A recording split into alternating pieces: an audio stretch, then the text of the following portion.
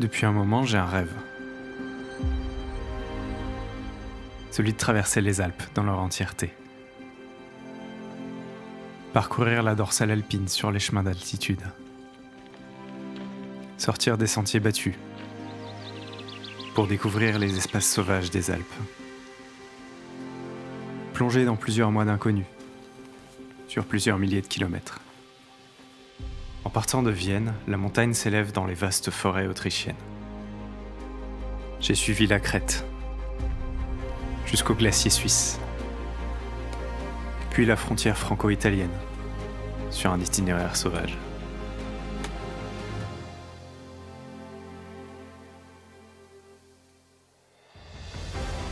Je suis parti d'une feuille blanche. Du Danube à la mer, un océan de possibles.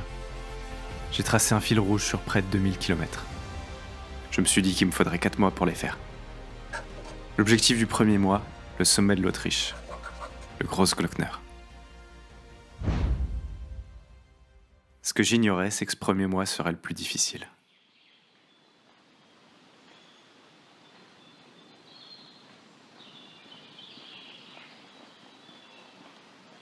Aujourd'hui c'était une grosse journée, il y avait une via ferrata et tout, c'était hyper cool. Donc bonne journée à 2400 mètres de dénivelé. Pour la suite, ils nous annoncent que de la pluie pour la semaine qui suit là. Ils annoncent des températures plutôt froides aussi, en dessous de 10 degrés. On va voir ce qui se passe après.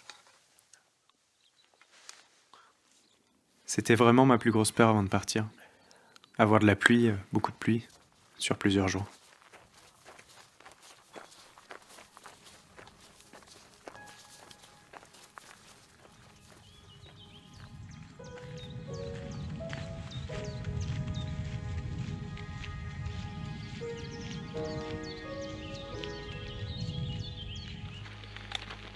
Bon, la carte est incorrecte, le balisage a disparu aussi.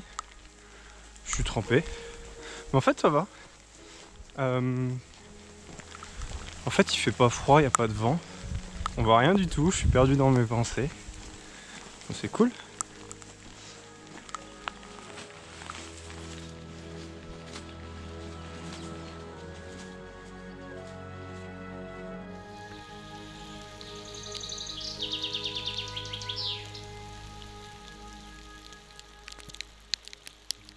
Pour la première fois, la question d'arrêter le voyage se pose.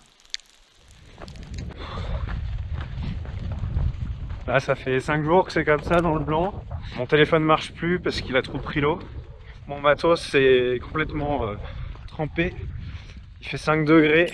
Et ils annoncent ça pour les 15 jours à venir. Donc je pense que je vais faire une pause. Puis on va voir ce qui se passe.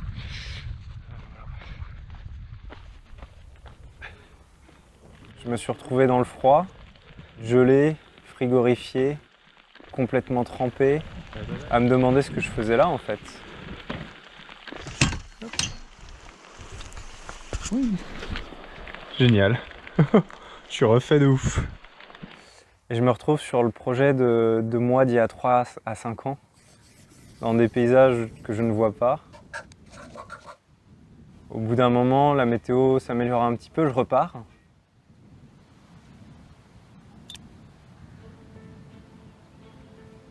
En repartant d'Eisenerz, qui est une ville minière, je me suis retrouvé sur des crêtes en fait, où il n'y avait personne vraiment, et où les paysages devenaient enfin alpins, enfin déchirés.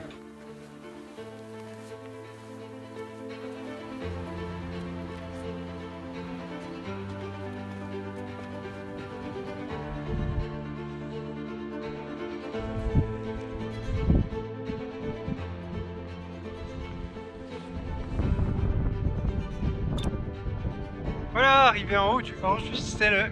Il y a la croix juste là, et on voit toutes les Alpes.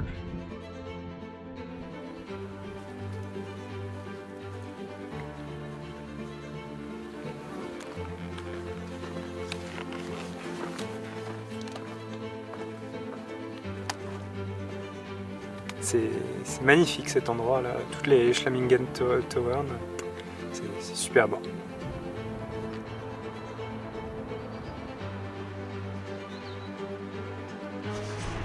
C'est juste dingue. C'est incroyable cette plaine là. Ouf.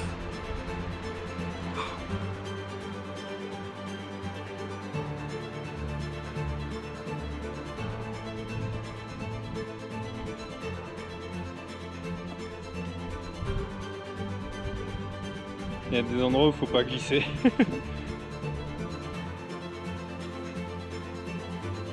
Voilà le Horgoling, le sommet des Niedertauern.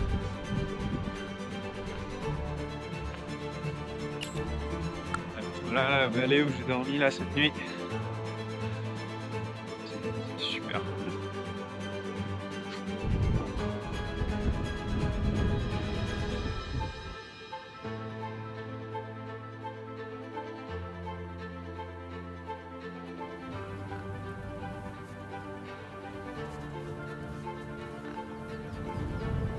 Voilà le sommet du jour.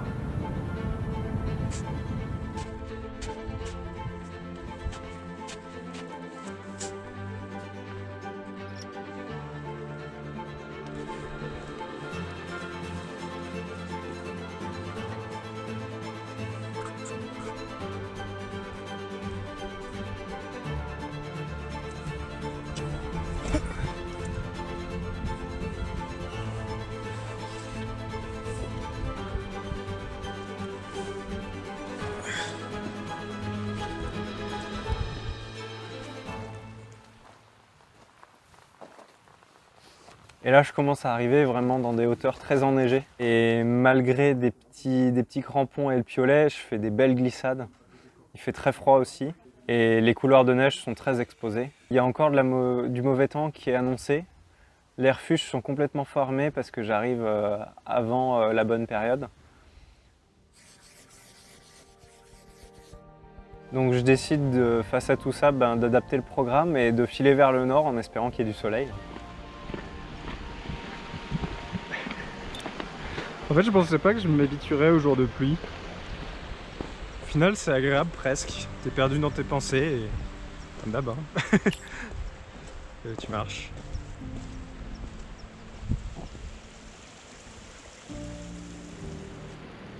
C'est le gros accomplissement de ce voyage, c'est le fait que j'ai pu surpasser cette difficulté avec la pluie, arriver à faire preuve d'une certaine abnégation et m'en arranger en quelque sorte.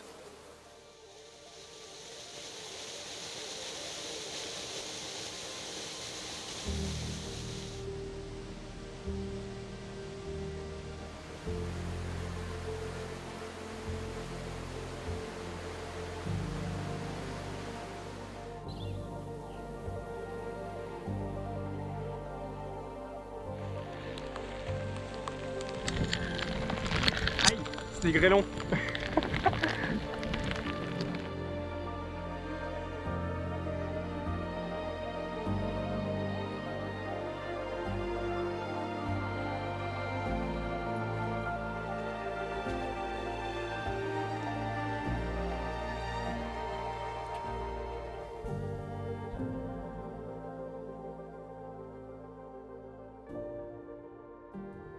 Voilà, j'ai fini la transition depuis le Zentralalpenweg. Là, j'arrive à Saint-Johann in Tyrol. Et derrière, là, on voit le début de l'Adlerweg que je vais prendre pour les 15 prochains jours.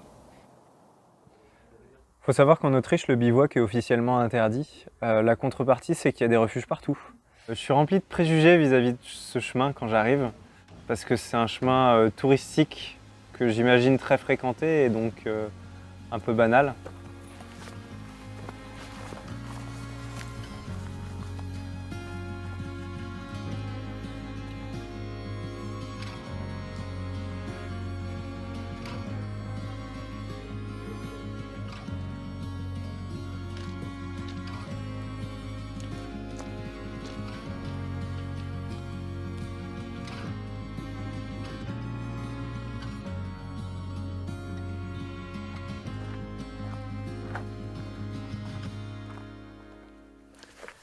Je viens de faire une rencontre dans la montée là. Donc il y a 1000 mètres de dénivelé, il fait 32 degrés, on est en plein cagnard. Et là je tombe sur une dame qui me dit « Demain je vais avoir 81 ans ». Incroyable. Et on parle de la montagne et tout, et elle me dit Ce qui est génial avec la montagne, c'est qu'il n'y a pas de nationalité. On partage tous la même passion, on a tous le même amour pour cette montagne. Et incroyable. Je pense que si je devais avoir un rêve, c'est que si je suis encore là à cet âge-là, que je puisse continuer de marcher en montagne. Peut-être le seul rêve que j'aimerais avoir.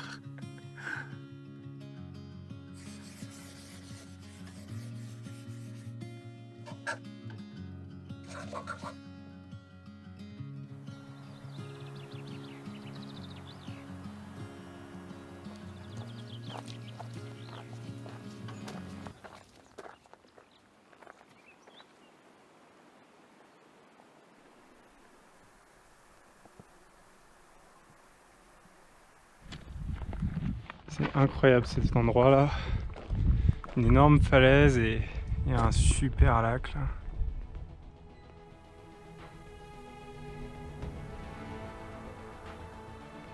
Très belle surprise en fait, toute cette traversée, avec des gros passages techniques, donc encordés et bien appréciables en fait, parce que c'est rare sur des chemins touristiques que ça soit si technique.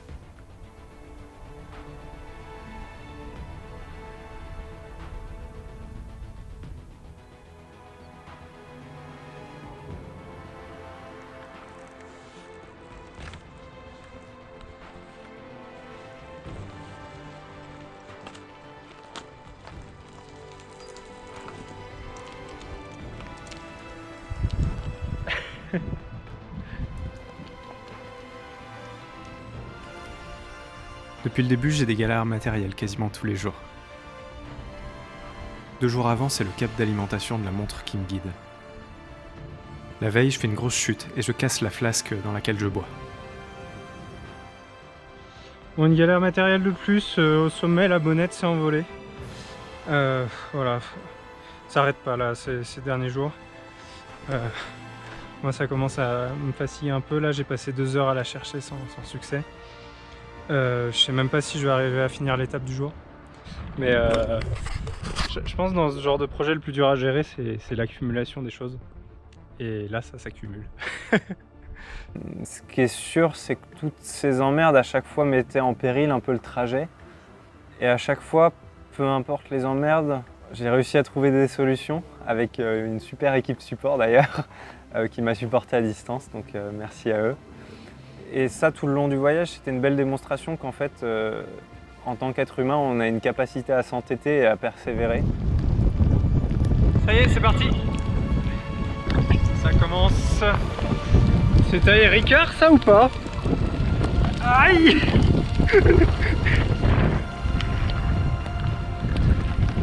Il y a une pierre grosse comme une tête qui vient de passer à 50 cm de moi à toute berzingue.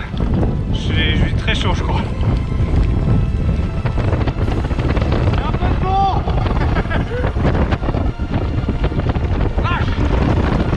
C'est super joli mais putain les conditions quoi. Bon, ça s'est calmé. Je vais attaquer la dernière étape pour aller aux dernières refuges là. Donc arrivé à la fin de l'Alderweg, ça fait 1000 km que je marche maintenant, 63 000 mètres de dénivelé. Aujourd'hui je descends vers Saint-Anton à Mahalberg et je vais retrouver un ami, Silvio, avec qui je vais faire quelques jours là. Ça va faire du bien d'avoir un peu de compagnie. La solitude, c'est pas quelque chose qui m'effraie, c'est quelque chose dans lequel je me sens bien.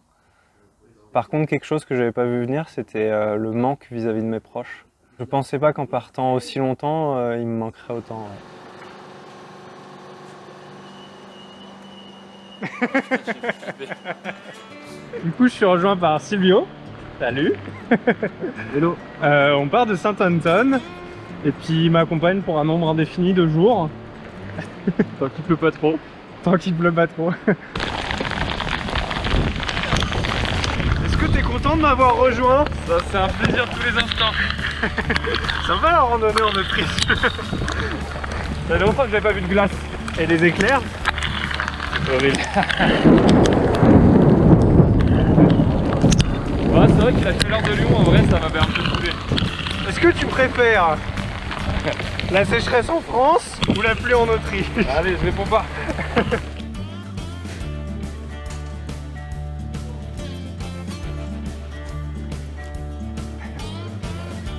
C'est hyper bon. Ça, c'est trop stylé. Est-ce que tu es en train de vivre le meilleur moment de la rando? C'est remettre les chaussettes mouillées. C'est vraiment horrible. Oh. Allez, les chaussures maintenant.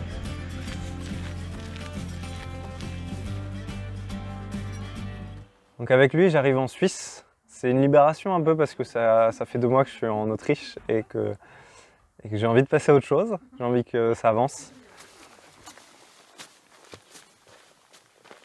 Passage en Suisse. Voilà, les 2 mois d'Autriche, c'est fini. Wouhou!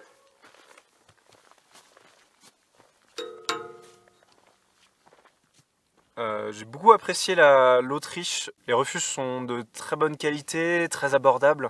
C'est un pays qui est très montagneux, avec beaucoup de bois, de forêts. Donc c'est très présent dans la culture, dans les maisons, dans tout ça. Donc j'ai bien aimé et là je suis content de passer à autre chose.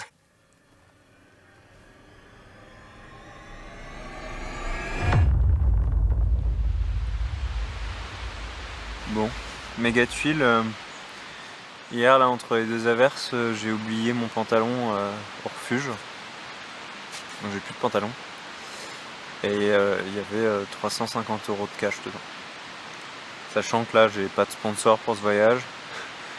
J'ai plus trop de thunes sur mon compte en banque. Donc je sais pas comment je vais faire pour la suite. En fait je me demande si je vais arriver à finir ce voyage avec... ça s'arrête jamais en fait, il n'y a que des merdes tout le temps. Tous les jours presque. De la pluie tout le temps, des emmerdes de matériel tout le temps, tout qui pète.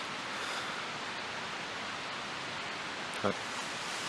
Bon, on verra demain.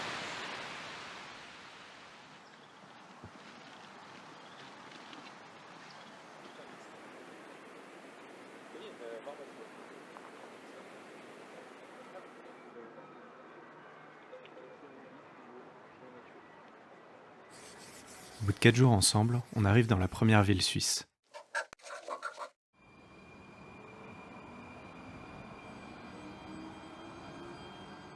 J'ai quitté Silvio ce matin là, petite larme à l'œil. Ça fait bizarre, là je replonge dans quelques jours de solitude avec peut-être Alex qui va me rejoindre d'ici une semaine. Ah et autre nouvelle aussi, le refuge a retrouvé mon pantalon, ils l'ont lavé. Donc ils doivent me le renvoyer par la poste normalement, je dois avoir des nouvelles bientôt. Voilà, donc ça c'est une très très bonne nouvelle, j'espère juste que le cash est toujours dedans. Voilà.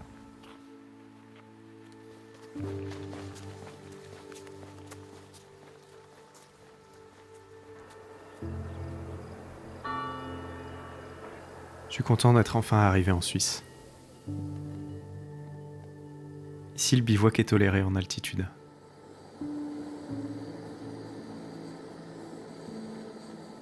Les montagnes que j'attends avec impatience depuis 2 mois se profilent à l'horizon. Hier, j'ai rejoint le chemin d'école alpin suisse, donc numéro 6. Du coup, on est parti pour plein de cols et des passages en dessous de sommets à 4000 mètres.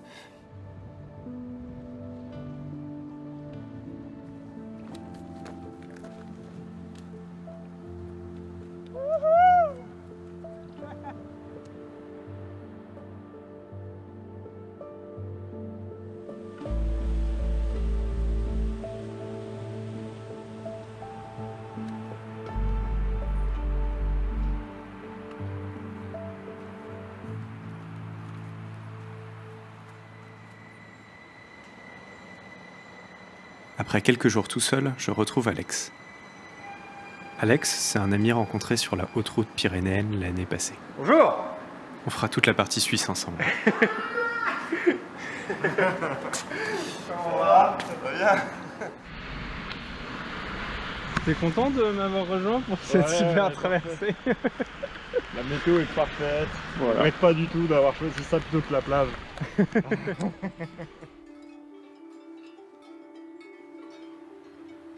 Très vite, de magnifiques paysages s'enchaînent.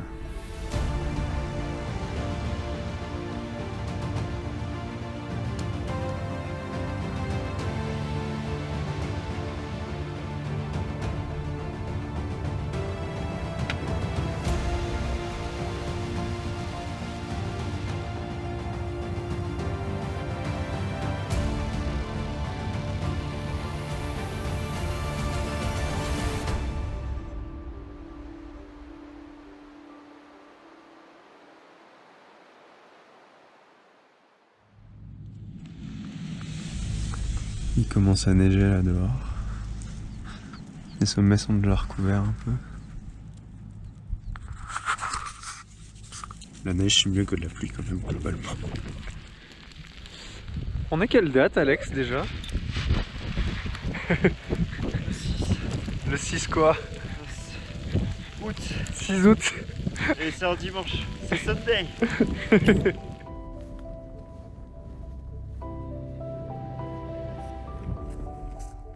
Depuis quelques jours, chaque vallée a son glacier. Le contraste de toutes ces couleurs est magnifique. La neige rend ce tableau surréaliste.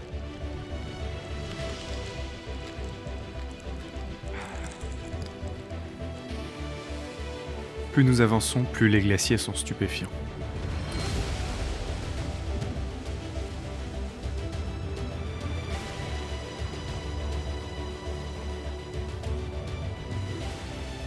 Leur fonte entraîne d'impressionnants vides.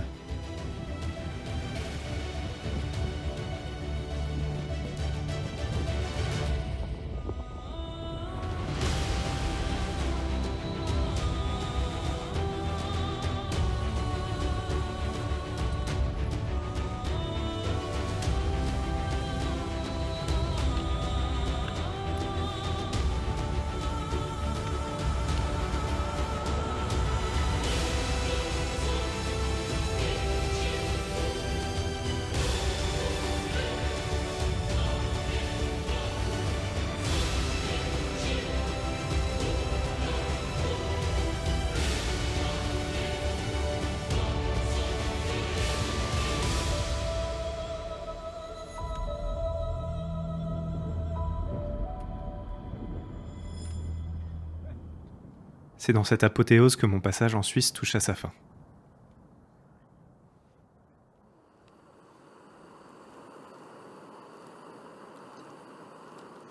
Eh ben bon app. Bon appétit. Oh, ça fait du bien. Mousse au chocolat du coup? Ouais. Maxi mousse au chocolat. C'est le gros ouais. format. Ça fait combien de jours que tu le portes? Tu ne veux pas répondre à cette question? Bah depuis que je suis arrivé, hein. Et Rollo, hein. 100 grammes. Ça va. Pour un petit plaisir d'anniversaire, c'est bon. Oui. Ça va.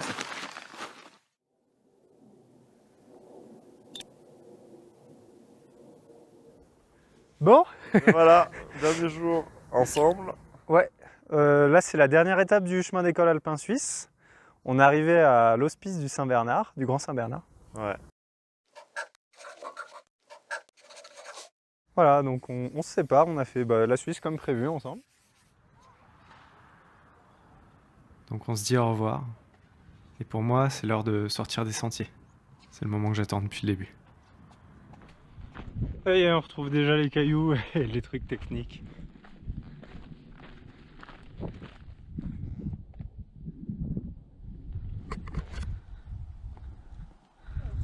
Donc là, pour la première fois de la traversée, on a une super vue sur le Mont Blanc qui est magnifique face sud.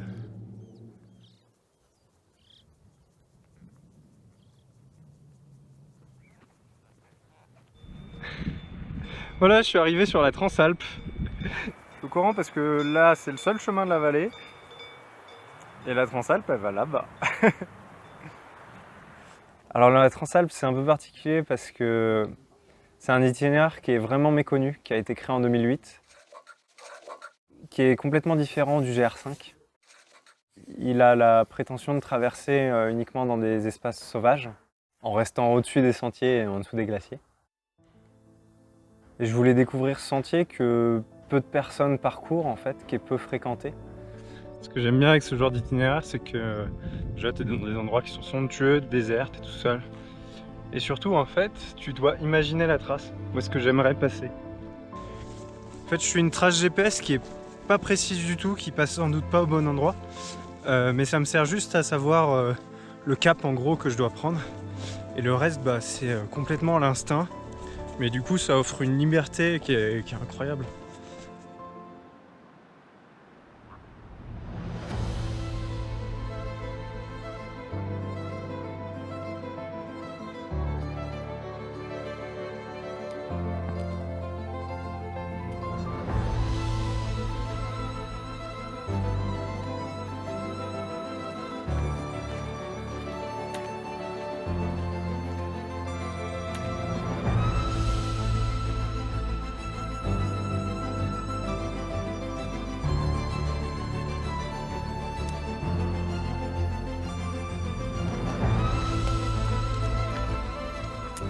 Donc ici c'est l'ancien glacier d'Argentière. On est à 2800-2900 mètres. Donc au bout de quelques jours, je suis extrêmement heureux de retourner en France. Enfin, ça fait plus de 2 mois et demi que je suis parti. Et je retourne enfin au pays.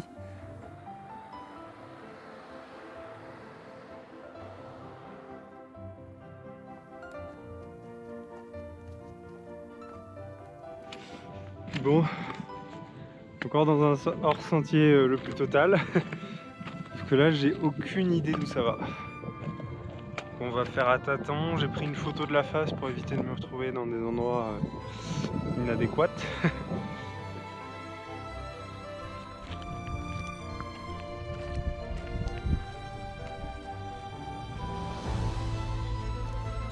Voilà, arrivé à la pointe du Grand Pré. J'ai grimpé tout ça là, tout au fond là-bas, Tignes. Et après, je vais en direction de la pointe de la Sana qui est là-bas.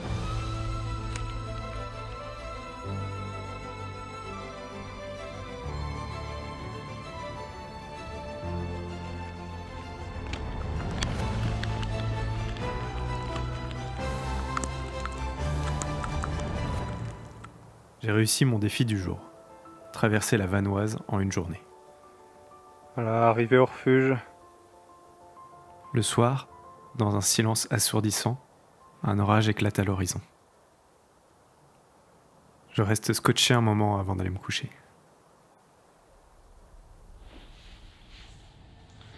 Bon, ce matin, j'ai un mal de ventre terrible. Je suis passé aux toilettes, j'ai dû manger ou boire quelque chose qui va pas du tout.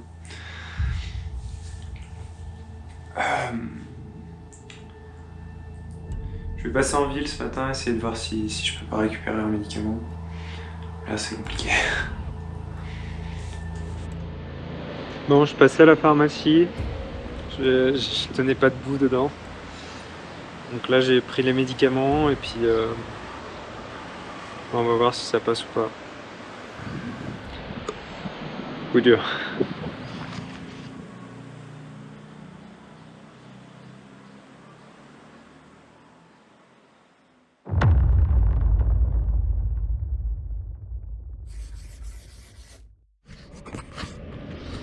Bon, j'ai bien fait de m'arrêter hier. J'ai passé la journée dans ma tente. J'ai vomi mes 2 dernières pas. J'avais pas bu de la journée et j'étais vraiment mal. Le soir, j'ai réussi à aller acheter de la ratatouille, même si j'arrivais pas à tenir debout dans le magasin. Et là aujourd'hui ça va mieux. Donc ce matin je suis passé voir le médecin qui m'a dit que le corps avait purgé ce qu'il fallait et que je pouvais repartir. Par contre bien me réhydrater et bien remanger. J'ai perdu beaucoup de poids et clairement je suis déshydraté, ouais.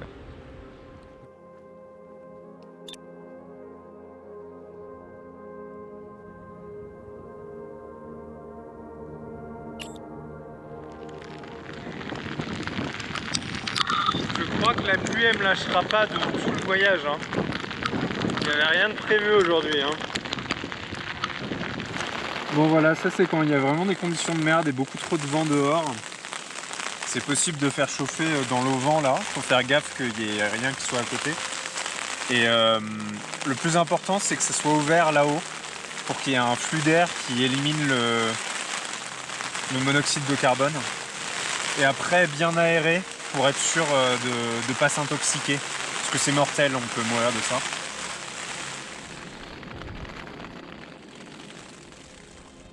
Bon, j'ai fait une petite journée entre guillemets hier. J'ai bien dormi cette nuit, je suis réhydraté. Maintenant, il faut que je reprenne une alimentation normale. Mais ça va bien mieux.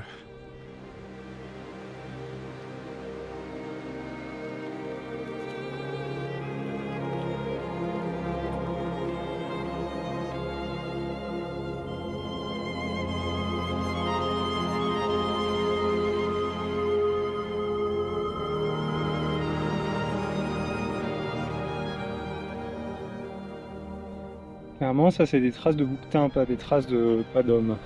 Donc je suis sur un sentier de bouquetin. Ça va très bien se passer.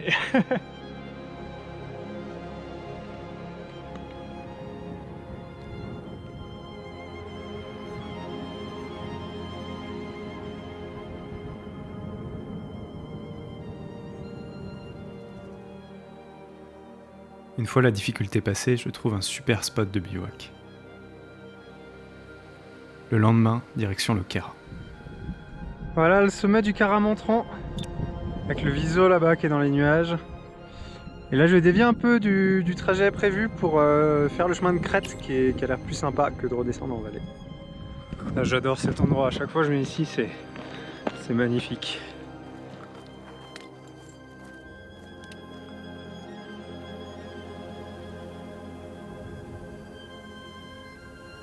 Je découvre un super spot de bivouac, en face du mont Viso.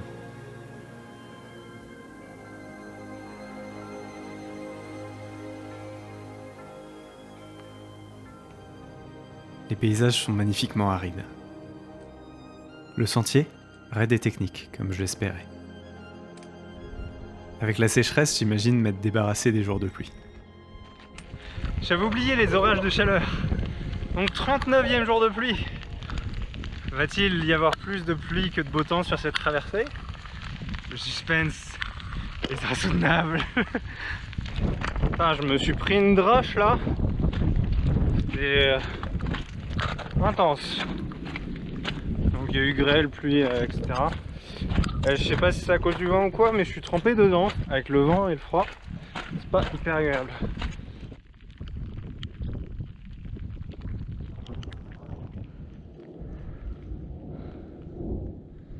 Bon, je viens de me prendre une tôle là.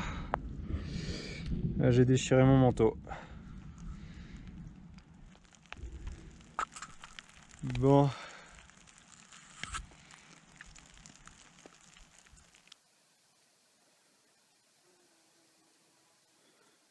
La grosse découverte de cette Transalpe, c'est les Alpes du Sud, notamment le parc du Mercantour. C'est une claque quand j'arrive dans ce parc qui est orange, noir et magnifique en fait.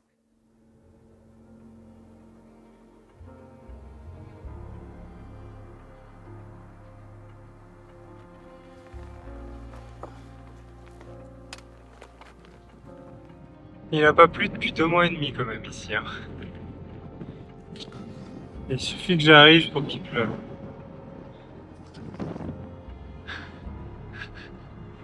Donc là le défi c'est d'arriver à escalader. Là c'est de l'escalade avant que le tonnerre arrive. Parce que c'est un sommet. Voilà, j'ai réussi. Le mont Ténibre. Le dernier sommet et passage à 3000 mètres de la traversée.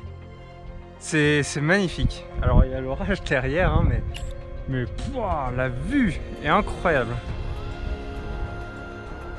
C'est incroyable. C'est juste trop beau.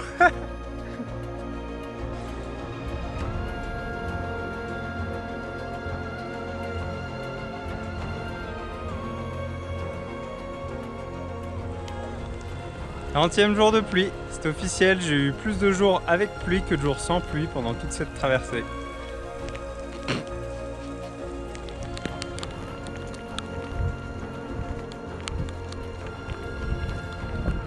C'est impressionnant le nombre de ruines abandonnées qu'il y a. Ces casemates et ces chemins aménagés sont des vestiges de la Deuxième Guerre mondiale.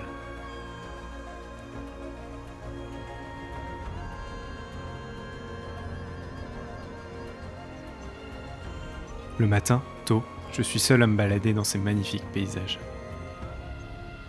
Avec de superbes rencontres.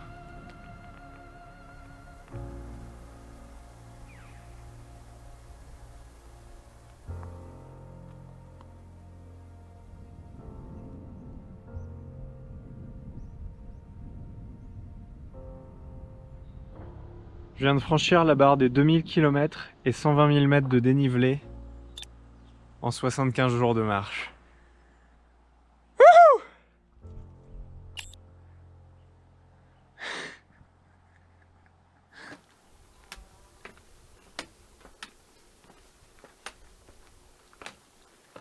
Sur la fin du voyage, je suis rattrapé par Jérémy Biget, avec qui j'échange depuis le début, avec qui j'ai l'impression de marcher depuis quelques jours.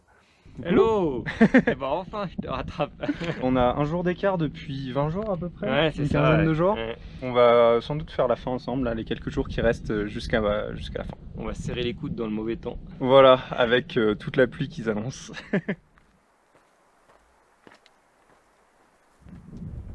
Voilà les anciens glaciers là. Chemin de crête. Dernier passage en Italie du coup. Ouais, c'est l'histoire de quelques minutes, 200 mètres de dénivelé et hop, retour au pays. Motivé par la pluie, on boucle une journée à plus de 3000 mètres de dénivelé. Bon, 42e jour de pluie. Voilà, donc on rentre dans la vallée aux merveilles, où il y a des gravures qui sont là depuis des millénaires. Des gravures rupestres. La paroi vitrifiée qui a été vitrifiée par le glacier.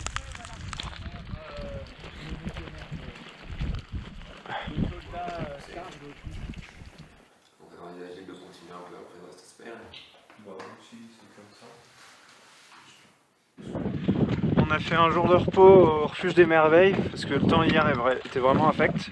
Et là aujourd'hui ça va mieux, Ouais, ça aujourd'hui. va mieux le temps. Mais là, pour moi c'est difficile. Summit. Summit, le cime du diable. Dernier sommet à plus de 2500 mètres de la traversée. Ouais. C'est super beau.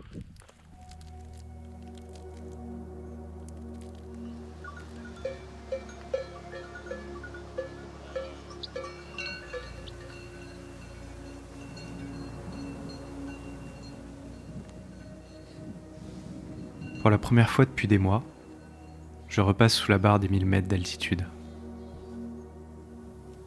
Mer en vue!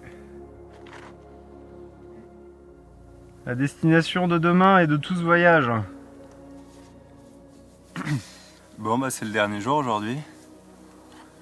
C'est amusant parce que j'ai passé la traversée à avoir qu'une envie, c'était d'arriver. Et là depuis quelques jours maintenant que l'essentiel du périple est fait, c'est l'inverse, c'est que je me sens complètement à ma place. Et j'apprécie complètement le trajet en fait, j'ai presque pas envie d'arriver.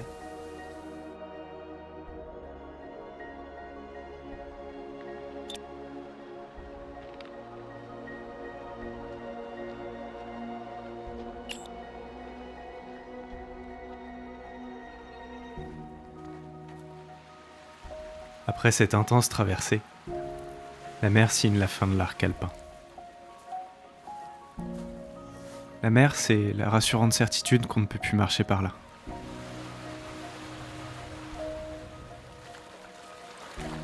En partant, j'étais loin de m'imaginer que ces 3 mois me marqueraient, me transformeraient autant. Je pense que j'ai passé le voyage un peu à rêver d'être ailleurs de là où j'étais. Et que là, enfin, je suis là où j'ai envie d'être.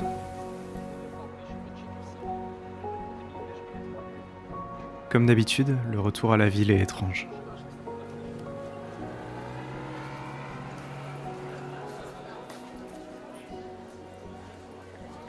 Sur les quelques kilomètres qu'il reste jusqu'à Monaco, j'essaye de faire un bilan de cette marche. Rempli de souvenirs et de beaux paysages, je touche une deuxième fois l'horizon. Il est temps pour moi de retrouver mes proches et ma famille.